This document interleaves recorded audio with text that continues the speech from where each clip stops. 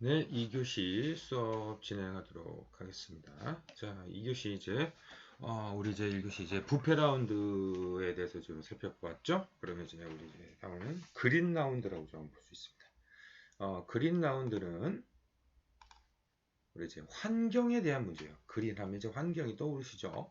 환경 문제에 대한 다자간의 협상을 의미합니다. 그래서 이제 1995년 WTO 출범 이후에 그 산하 이제 환경무역위원회가 설치가 되어지면서 국제적인 이러한 이제 환경 보호 문제를 다자간으로 국제적인 합의에 따른 환경 기준을 만들어서 이에 미달하는 무역 상품에 대해서는 환경상계 관세를 부과하고 또 각종 제재 조치를 취하는 내용들을 가지고 있습니다.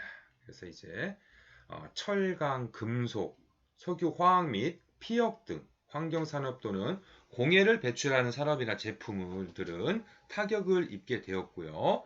수출을 위해서는 생산 비용이 이전보다 증가하기 때문에 환경기술 개발과 에너지 절약형 고부가가치 산업으로의 구조조정이 필요하게 되었습니다.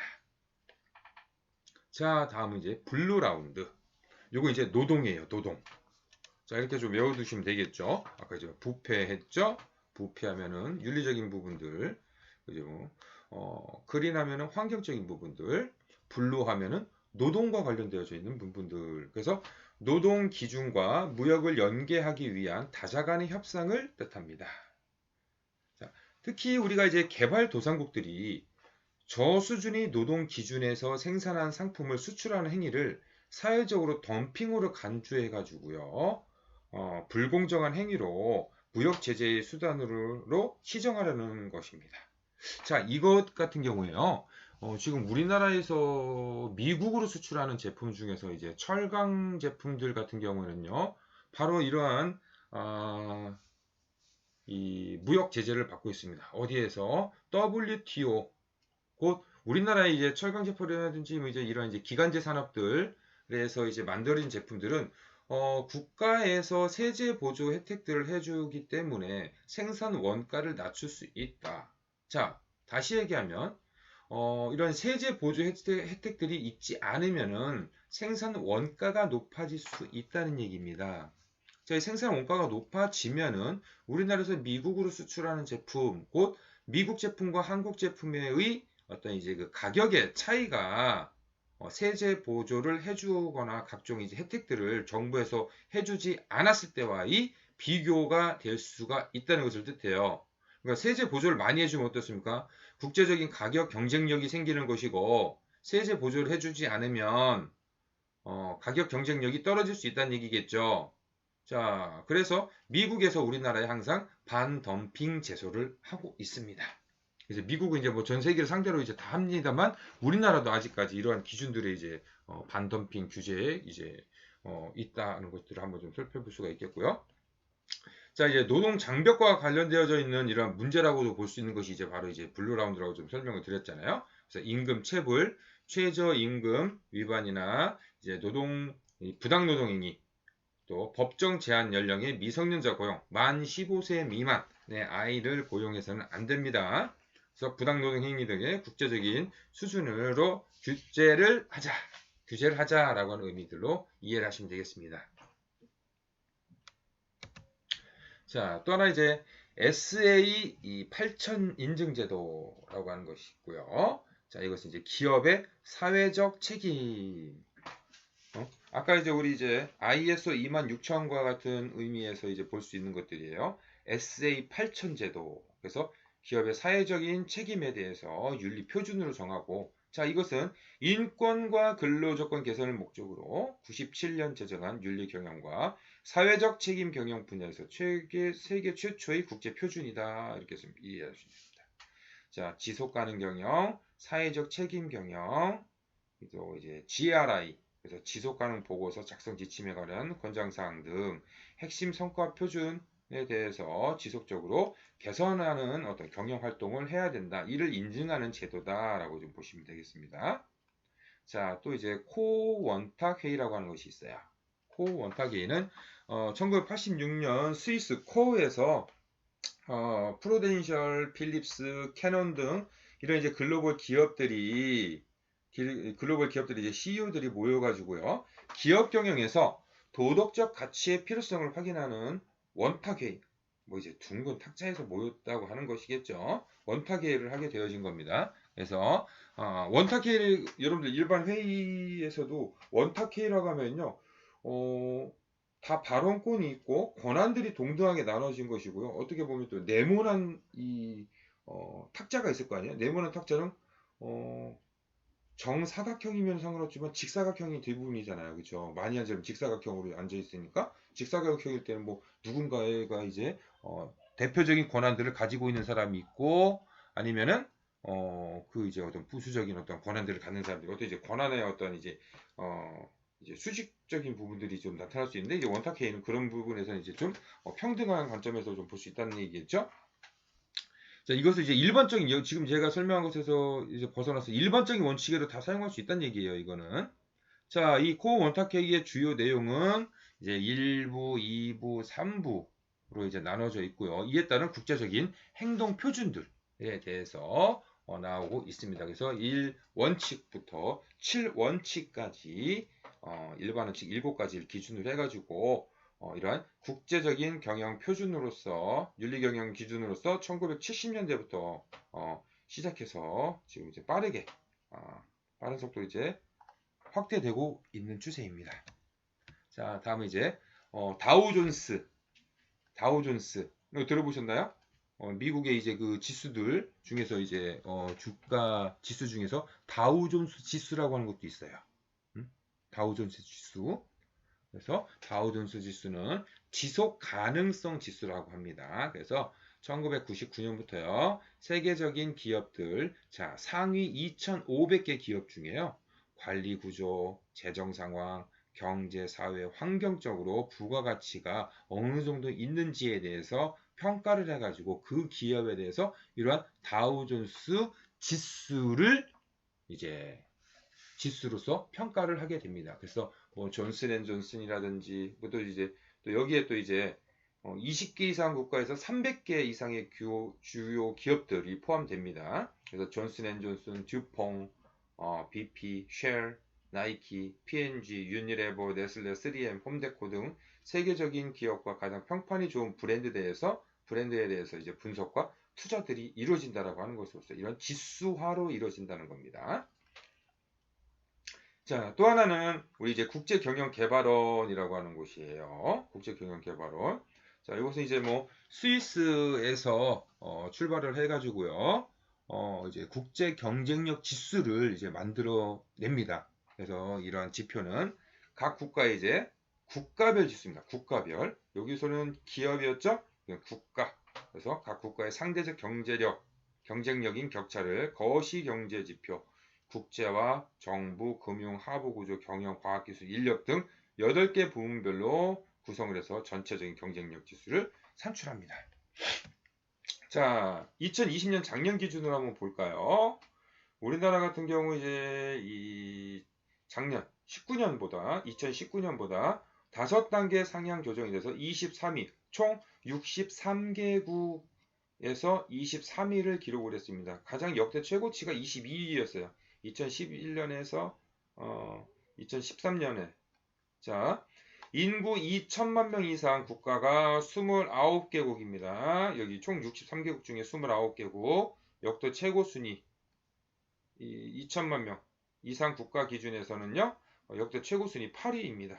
그래서 2012년과 이제 동일한 어떤 수준이고 30, 50 클럽이에요. 자, 이런 거를 이제 좀 상식적으로 알아둘 것은 30, 50 클럽 곧 이제 1인당 국민소득 있죠?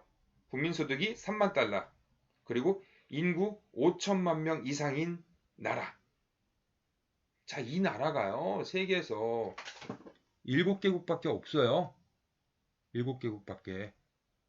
여러분들 그래서 굉장히 좀 자부심을 가지셔도 되는 부분들입니다. 우리나라가 그만큼 굉장히 큰 성공을 한 거예요. 우리나라가요. 6.25 전쟁이 끝나고 나서 이때쯤 1953년에 1인당 국민소득이 67달러였습니다. 67달러.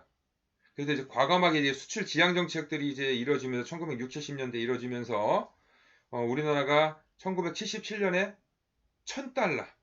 그렇죠. 94년에 10,000달러. 2006년에 20,000달러. 자, 그래서 우리가 1960년대부터 2016년까지 평균 7.5배 성장을 했어요. 그리고 한국 경제는 39.9배, 약 40배 정도로 커진 겁니다. 자, 그래서 우리나라 이제 7개국, 미국, 독일, 프랑스, 일본, 영국, 이태리, 한국입니다. 여기서 이제 G7 국가들, 우리나라를 제외하고는 다 G7이죠. 어디입니까? 한 나라? 캐나다죠, 캐나다. 캐나다는 인구가 이제 5천만 명이 넘지 못하는 거죠. 그래서 미국, 독일, 프랑스, 일본, 영국, 이태리, 그리고 우리나라. 자, 이 중에서는 4위, 프랑스, 일본, 이태리보다 앞서는 순위에 들어가 있다라고 하고 있습니다. 자, 그래서 특히 이제 경제 성과, 정부 효율성, 기업 효율성, 인프라 등 4개 분야의 순위가 보합 내지는 상승하는 전반적인 개선된 성과들을 보여주고 있다고 해요. 이 중에서 가장 1인당 국민소득이 높은 나라 하면은 어딜까요? 1인당 국민소득이 높은 나라 하면 당연히 이제 미국이죠. 미국이 64,432달러. 다음이 독일 45,709달러. 그 다음에 프랑스 46,617달러. 자, 일본이 4만 달러가 무너졌어요. 39,605달러. 영국 38,978달러.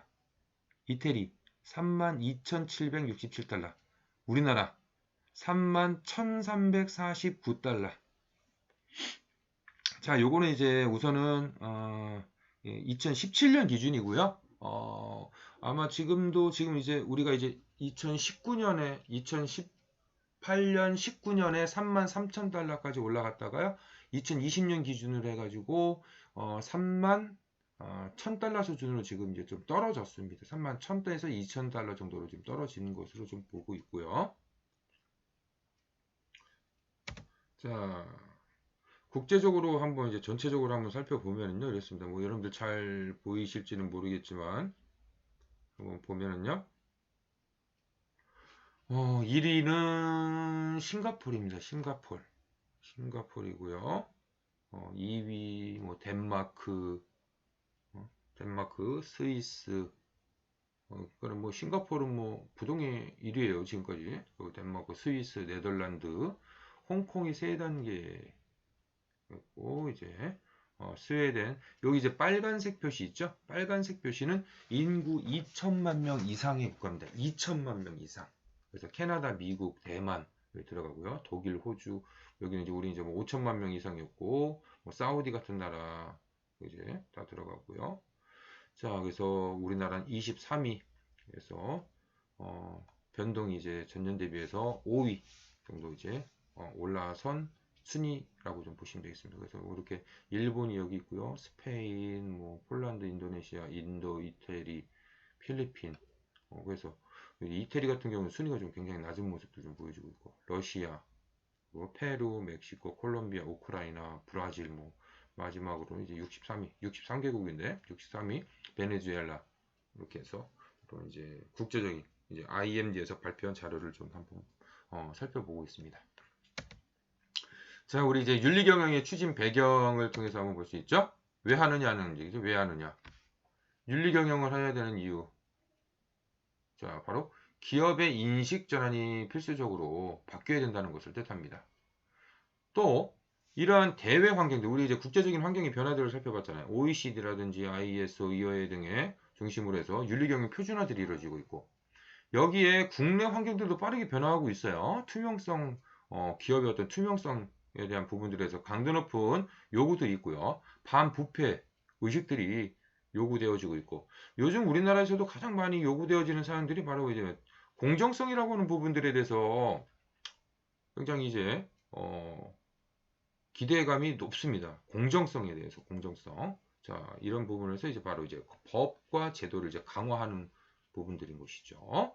자, 그래서 윤리 경영의 실천은 바로 이제 기업 이미지의 개선들이 있고 국내 신인도 제고가 되고 또 글로벌 경쟁력의 필수적인 요인들이 되어질 수 있다는 겁니다. 그래서 이제 반대로 우리 윤리 경영에 미실천하는 기업들은 실천하지 않는 기업들은 곧 시장에서 사장이 되어질 수 있고 기업은 바로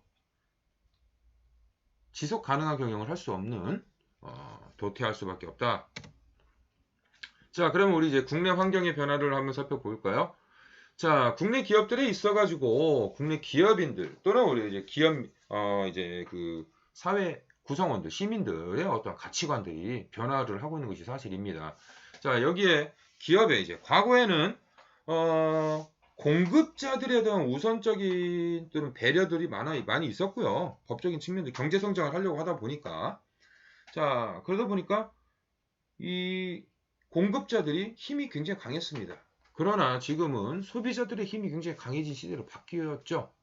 이에 따라 가지고 기업이 사회적 책임을 다할 수 있도록 이런 성실성들을 강조하게 되어지고 뇌물방지법이라든지 여론의 압력들이 꾸준히 제기가 되어지고 있습니다. 자, 곧 우리 제존 내시라고 하는 학자는 공정 경제 규칙들을 준수해야 되고 기업이 성실성을 강조한다는 얘기입니다. 그래서 정직, 신뢰, 공정, 실용주의. 그래서 신뢰성은 일관되어야 되고 기업은 사회적으로 정당한 역할과 그에 맞는 활동으로서 지속적인 신뢰를 얻을 수 있다. 그래서 이러한 이제 성실한 기업상들을 요구되어지고 있는 추세이죠. 자, 그래서 우리나라에서도 이런 이제 윤리경영 평가 모델과 가이드라인들이 만들어지고 있습니다.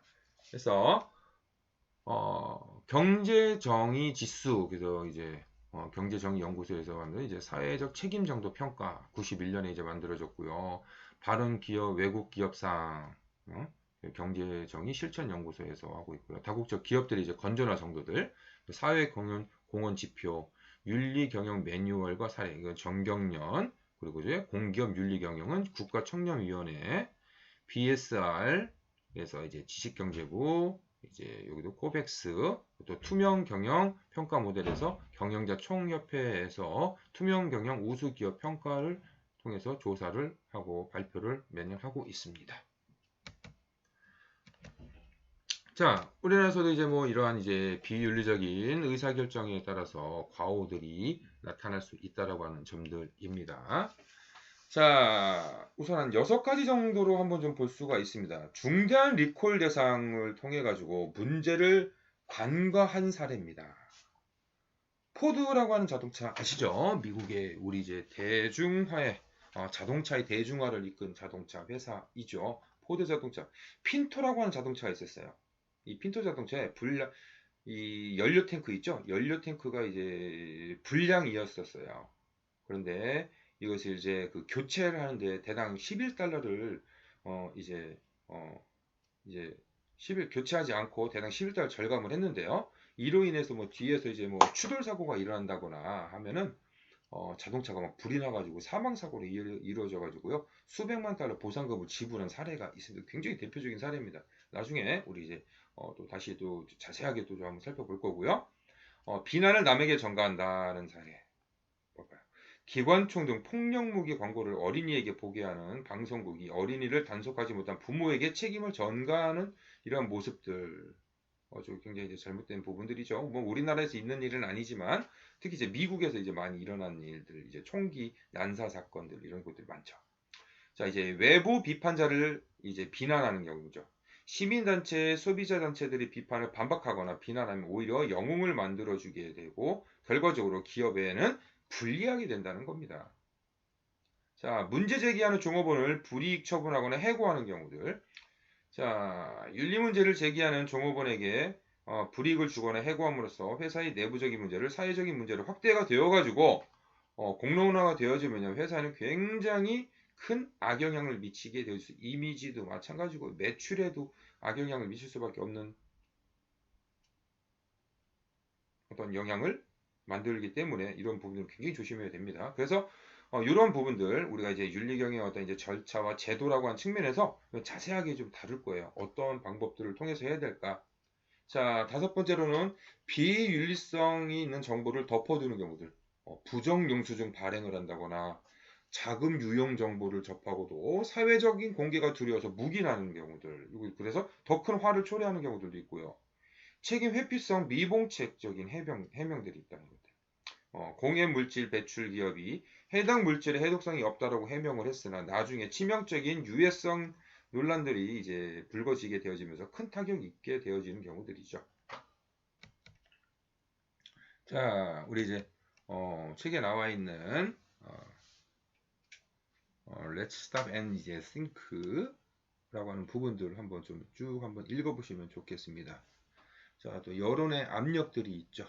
그래서 적극적인 의사 표시로서 서비스는 불매운동을 하고 이제 이러한 불매운동을 통해 가지고 사회적 가치관의 변화라든지 어떤 여론, 시민단체 영향력들이 증대되고 인터넷 발전을 해서 그 파급 효과가 굉장히 크게 되어지죠.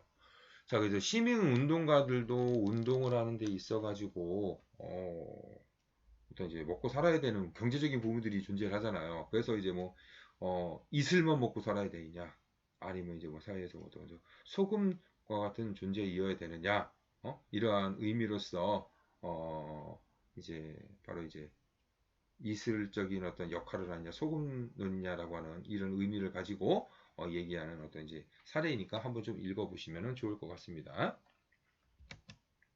자, 그래서 우리가 기업들은 바로 이러한 이제 기업 활동과 관련해서 의사결정을 실천하기 위해서는 이러한 이해관계자들의 권익과 기업의 경제적인 이익의 균형을 취하는 거죠.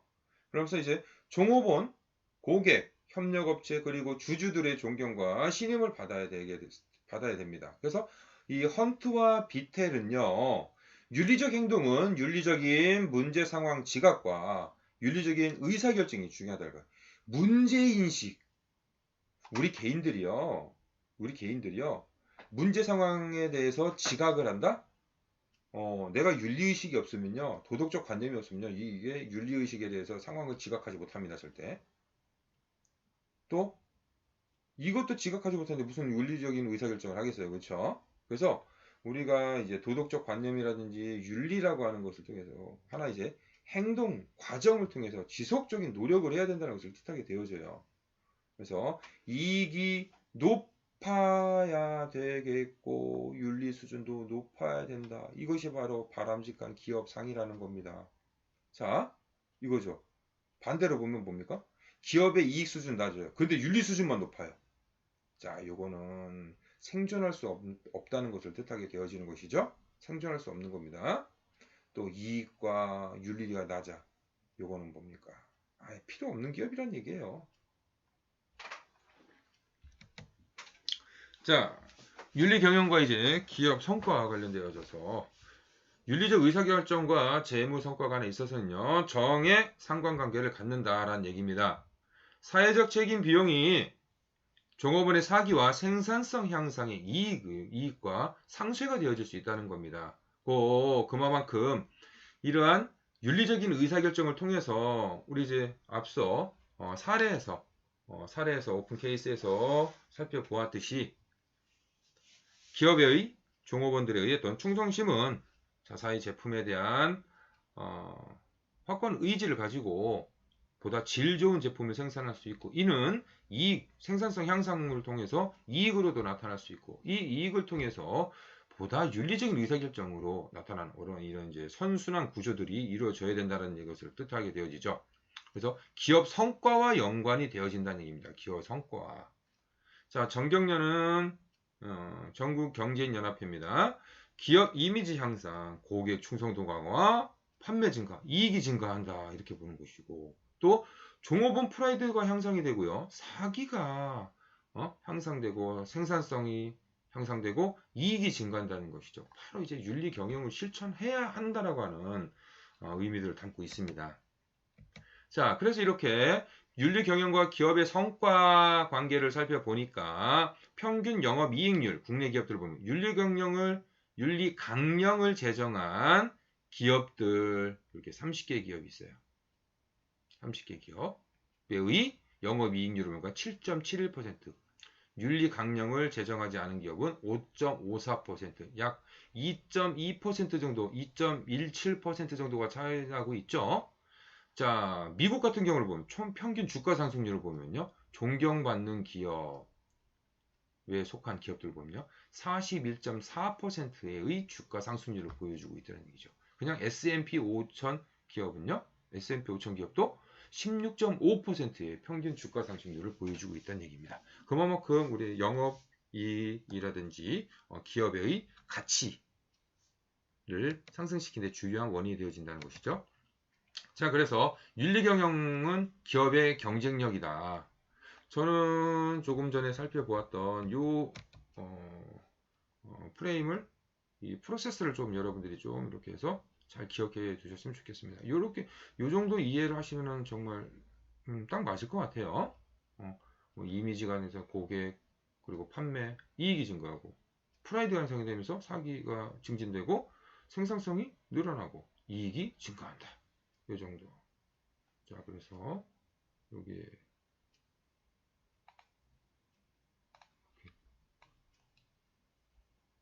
이 정도는 좀 하나 정도 외워두시면 좋을 것 같다라는 얘기입니다.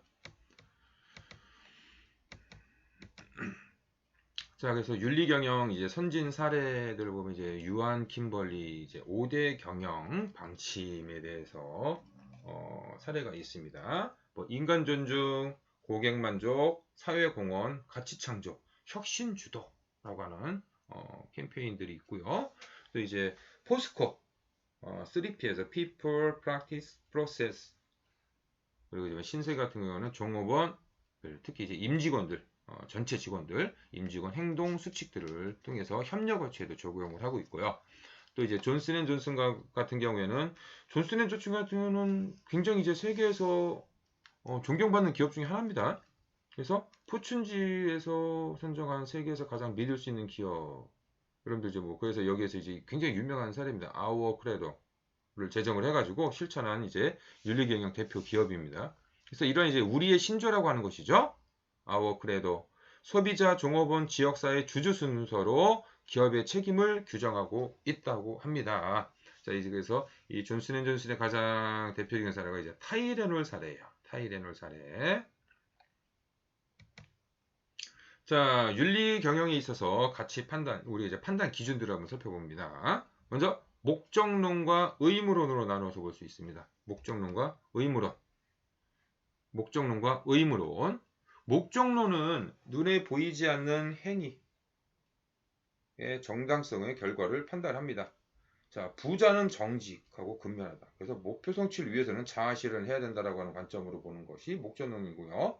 의무론은 수단 자체의 윤리적 판단의 근거를 두고 있다는 얘기입니다. 수단 자체, 동기 자체. 그래서 약속 이행이라든지 부채 상환 등 정언, 명법. 그래서 절대적인 명령이다라고 이렇게 좀 보여주고 있는 것이죠. 그래서 여기도 마찬가지로 요거 정도는 반드시 여러분들 체크를 해두시고 보시면 좋을 것 같습니다. 자, 목적론에는요, 이기주의론과 공리주의라고 하는 것이 있습니다. 그래서 자신의 이익을 최대화하고 또는 모든 최대 다수의 최대 행복 아시죠? 그것도 기업의 관점에서의 볼 것이냐라고 하는 점에 있어서 어떻게 볼 것이냐 가치 판단 기준이란 얘기예요. 권리론과 정의론이 있습니다. 그래서 자유롭고 평등한 선택권 또는 이제 정의론적인 측면에서 공평한 분배, 공정한 경쟁이라고 하는 측면들. 자, 그래서 여러분 어떠한 관점으로 볼 것이냐라고 하는 것들이겠죠. 그래서 윤리적 판단을 내리는데 이런 이제 원칙들이 굉장히 중요하다라고 하는 겁니다. 그래서 이들은 이제 이런 윤리적인 문제 접근 방식을 상반된 입장으로서 이렇게 목적론과 의무론적인 방법으로 이제 나누어서 보고 있습니다. 이거 굉장히 중요한 부분이니까 이거 체크를 해두시고 이 부분들은 체크를 해두시고 나중에 좀 한번 보시기 바랍니다. 자, 그래서 목적론과 의무론을 통합해서 상호 보완적인 면을 활용을 하는 경우도 있습니다. 그래서 통합적 판단 기준입니다. 곧 목적론과 의무론의 타당성과 한계성을 동시에 갖고 있고 이러한 한계를 극복하기 위해서 판단 기준을 세울 필요가 있는데요. 그래서 우리가 이제 뭐 벨이라고 하는 학자에 의하면요. 윤리적인 문제는 의무 이상 그리고 결과적인 요소가 있다라고 본다는 거죠. 그래서 의무라고 하는 것은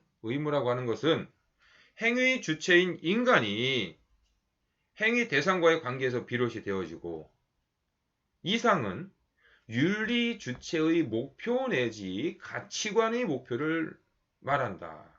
그래서 이렇게 되어지면은 사회적이고 문화적인 차이가 반영이 되어지고요. 이에 따른 결과라고 하는 것이 행위가 초래할 이런 효과들의 반영을 시킬 수 있다는 것을 뜻하게 되어집니다. 그래서 의무 간의 갈등이제, 중요한 의무를 우선 선택을 해야 되고, 높은 이상에서의 봉사를 우선 선택하고, 복잡한 결과가 발생을 했을 때는 바로 최대 이익과 최소 손실에서 선택을 해야 되지 않을까라고 보여진다는 것이죠.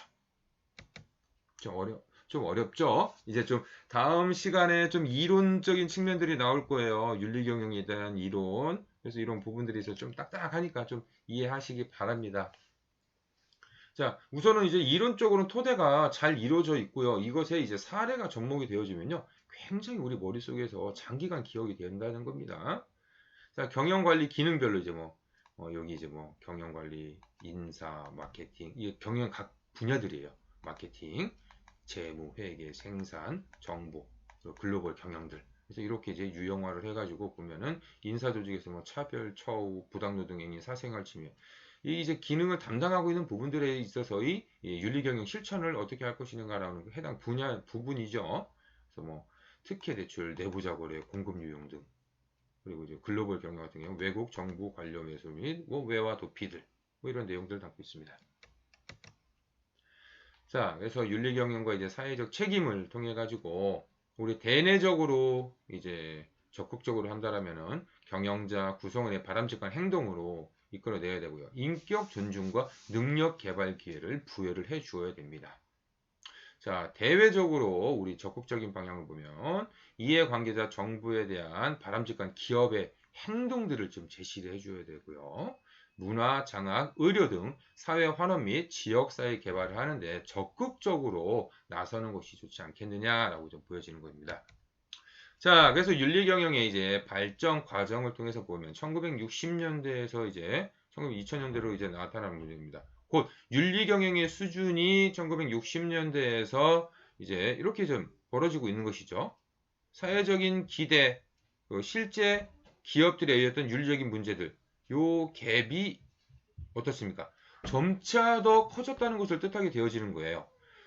1960년대의 간극은 갭은 요 정도였어요. 실제 기업들이 행하고 있는 기업과 사회적인 어떤 기대 수준이.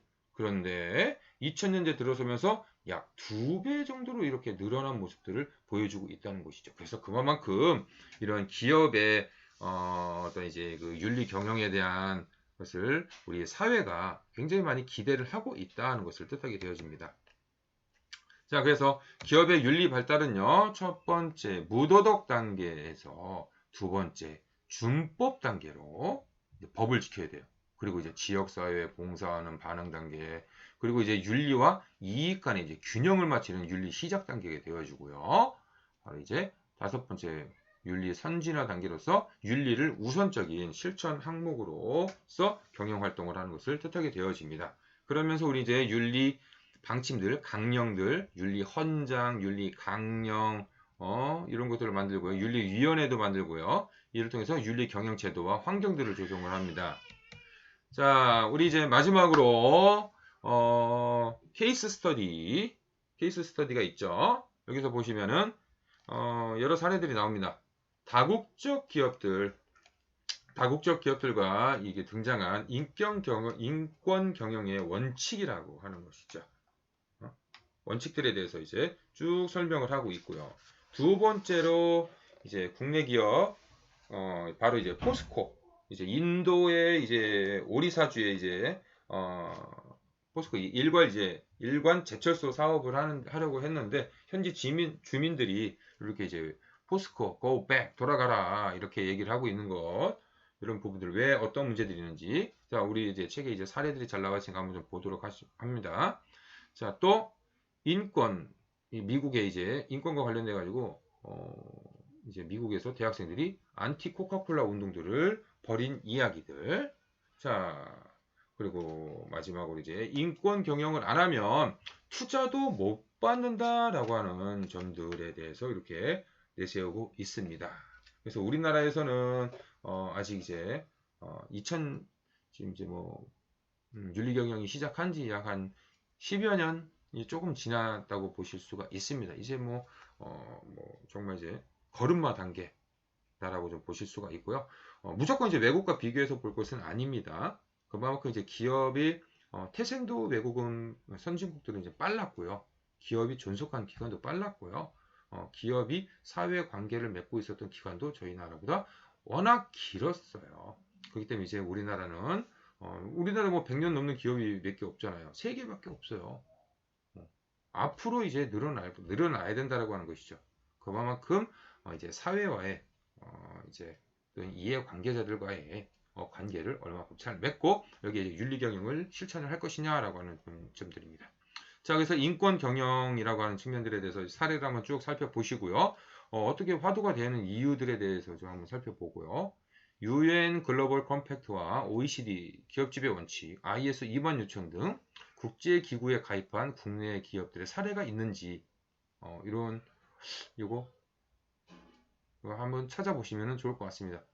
우선 뭐 어려우시면은요, 요거 하나 정도만 하세요. 인권 경영이 화두가 되는 이유는 무엇일까라고 하는 점들. 자, 오늘도 수고 많으셨습니다. 다음 시간에 뵙겠습니다.